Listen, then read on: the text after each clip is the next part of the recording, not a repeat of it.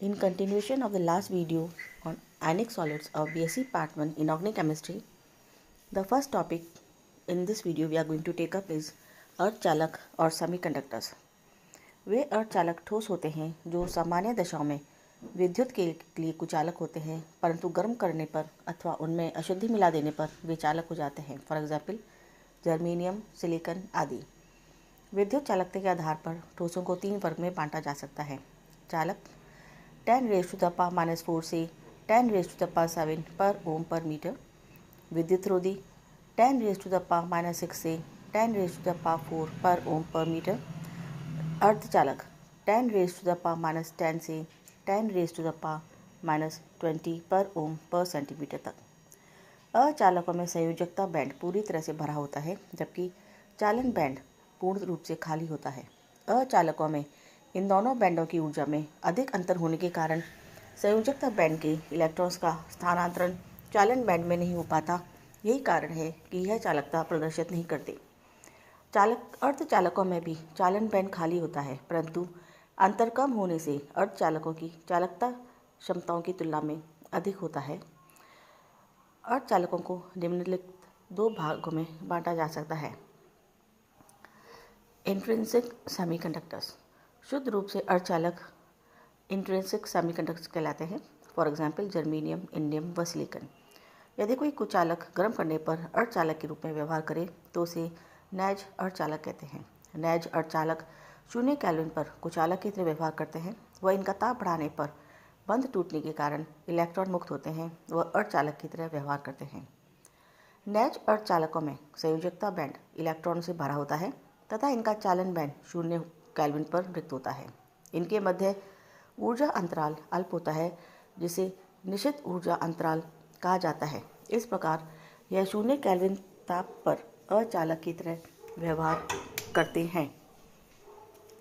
जब ताप को सामान्य किया जाता है, अर्थात सामान्य तक लाया जाता है, तब इलेक्ट्रॉन संयोजकता बैंड से चालन बैंड में स्थानांतरित हो जाते हैं। वह संयोजकता बैंड में धनावेशित छिद्र बन जाते हैं। यह दोनों ही इलेक्ट्रॉन व छिद्र चालकता के लिए उत्तरदायी होते हैं। इन अर्धचालकों में बढ़े हुए ताप को नियंत्रित करने में कठिनाई होती है, क्योंकि अधिक ताप पर अधिक इलेक्ट्रॉन संयोजकता बैंड में चले जाने के कारण उस भाग में इलेक्ट्रॉन्स की कमी आ जाती है, जिसके कारण क्रिस्टल टूट जाता है। एक्सट्रिंसिक सेमीकंडक्टर्स और उपद्रवीय अर्धचालक। ऐसे पदार्थ जो सामान्य स्थितियों में अचालक होते हैं, परंतु कोई अशुद्धि मिला देने पर यह अर्धचालक की तरह व्यवहार करने लगते हैं, तो उन्हें अपद्रवीय अर्धचालक या बाह्य अर्धचालक कहते हैं। फॉर एग्जाम्पल सिलिकॉन या जर्मेनियम क्रिस्टल शुद्ध अवस्था में बहुत कम वैद्युत चालकता प्रदर्शित करते हैं, परंतु यदि इनमें बोरॉन या फास्फोरस की अशुद्धि मिला दी जाए तो इनकी चालकता में वृद्धि हो जाती है। यदि अर्धचालक को क्रिस्टलित करने से पूर्व उसमें कुछ अशुद्धि मिला दें तो उसे डोपिंग कहा जाता है। अशुद्धि के आधार पर अर्धचालक 2 प्रकार के होते हैं। एन टाइप सेमीकंडक्टर्स, यानी एन प्रकार के अर्धचालक। यदि वर्ग 14 अर्थात 4a के तत्वों में जिनकी संयोजकता 4 होती है, वर्ग 15 के तत्वों को मिला दिया जाए तो उनमें 1 इलेक्ट्रॉन की अधिकता हो जाती है, जो किसी बंध से नहीं बना पाता है, अर्थात मुक्त अवस्था में रहता है। इसे एन प्रकार का अर्धचालक कहते हैं। फॉर एग्जाम्पल सिलिकॉन में यदि थोड़ी सी मात्रा में 5 संयोजी इलेक्ट्रॉन से मुक्त आर्सेनिक मिला दी जाए तो आर्सेनिक का 5वां इलेक्ट्रॉन मुक्त अवस्था में रहता है। इस प्रकार यह इलेक्ट्रॉन संयोजकता बैंड में नहीं जा सकता, बल्कि धनावेशित आर्सेनिक परमाणु के चारों ओर ढीला सा बंध में रहता है, जिससे चालकता बैंड के थोड़ा नीचे अतिरिक्त इलेक्ट्रॉन की एक पट्टी सी बन जाती है, जिसे दाता स्तर कहते हैं। इस दाता स्तर से इलेक्ट्रॉन आसानी से चालक बैंड में उत्तेजित हो जाता है, जिससे सिलिकॉन की चालकता बढ़ जाती है। पी प्रकार के अर्धचालक और पी टाइप सेमीकंडक्टर्स।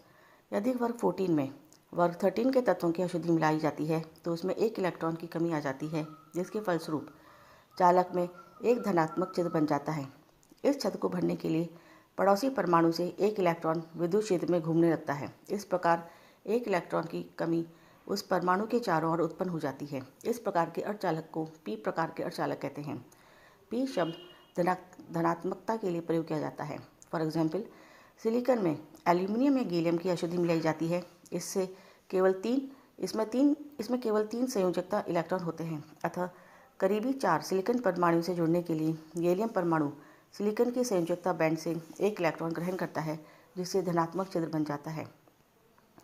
जब कोई अन्य इलेक्ट्रॉन उस छिद्र में आता है तो उस इलेक्ट्रॉन के स्थान पर छिद्र बन जाता है, जिससे संयोजकता पट्टी के थोड़ा ऊपर अशुद्धि का ग्रही स्तर यानी एक्सेप्टर स्तर लेवल बन जाता है। यहाँ गैलियम परमाणु सिलिकॉन के संयोजकता कक्ष से इलेक्ट्रॉन ग्रहण करता है, अतः इसे ग्राही अशुद्धि या एक्सेप्टर इम्प्योरिटी कहते हैं। यहाँ विद्युत धारा धनात्मकता छिद्रों द्वारा लाई जाती है। Lattice energy. आयनिक क्रिस्टल की संरचना से स्पष्ट है कि इस प्रकार के क्रिस्टलों में धनायन तथा ऋणायन उचित स्थान पर स्थित होते हैं तथा उनमें स्थित वैद्युत आकर्षण होता है। इस प्रकार के क्रिस्टलों में समान आवेशी वाले आयनों में प्रतिकर्षण होता है, जबकि विपरीत आवेश वाले आयनों में आकर्षण होता है। यह इसलिए होता है क्योंकि समान आवेश वाले आयन विपरीत वाले आवेश वाले आयनों की तुलना में दूर दूर होते हैं, अतः प्रतिकर्षण बल का मान आकर्षण बल से बहुत कम होता है, जिसकी वजह से स्थितिज ऊर्जा कम हो जाती है तथा निकाय स्थायी हो जाता है। इसके साथ ही जैसे जैसे ये आयन संकुचित होते जाते हैं, ऊर्जा का अवनमन होता रहता है। इसलिए एक परिमित आकार के क्रिस्टल में आयनिक बंधन सामर्थ्य कभी संतुष्ट नहीं होते हैं। क्रिस्टल के आधार पर सीमा बंधन उसकी ज्यामितीय आकृति द्वारा लगाया जाता है। अतः जालक ऊर्जा किसी आयनिक क्रिस्टल की वह ऊर्जा होती है जो पृथक पृथक गैसीय आयनों द्वारा एक मूल ठोस क्रिस्टल के निर्माण से निकलती है। A plus in solid state combines with B minus in solid states and gives A plus B minus ionic solid plus जालक ऊर्जा का निर्गमन होता है। जालक ऊर्जा को U से प्रदर्शित किया जाता है। क्योंकि इस प्रक्रिया में ऊर्जा उत्सर्जित होती है, इसलिए इसका मान ऋणात्मक होता है। जालक ऊर्जा ज्ञात करने के लिए दो तरह की विधियां को प्रयोग में लाया जा सकता है। सैद्धांतिक विधि। यह विधि सर्वप्रथम बॉर्न तथा लैंड ने बनाई थी। प्रायोगिक विधि। इस विधि का आविष्कार बॉर्न हेबर ने किया था। यह जालक ऊर्जा को ज्ञात करने के लिए इनडायरेक्ट मेथड है। जालक ऊर्जा को प्रभावित करने वाले कारक यानी फैक्टर्स अफेक्टिंग लैटिस एनर्जी। आयनों का साइज। आयनों का जितना अधिक साइज होगा, जालक ऊर्जा उतनी ही कम होगी। अतः किसी ऋणायन के लिए धनायन की त्रिज्या जितनी कम होगी, यौगिक की क्रिस्टलीय संरचना उतनी ही प्रबल होगी। इसी प्रकार किसी धनायन के लिए ऋणायन की त्रिज्या जितनी कम होगी, आबंध उतना ही प्रबल होगा। आयनों पर आवेश। आयनों के आवेश का वर्ग जालक ऊर्जा के मान के समानुपाती होता है। U is directly proportional to Z²।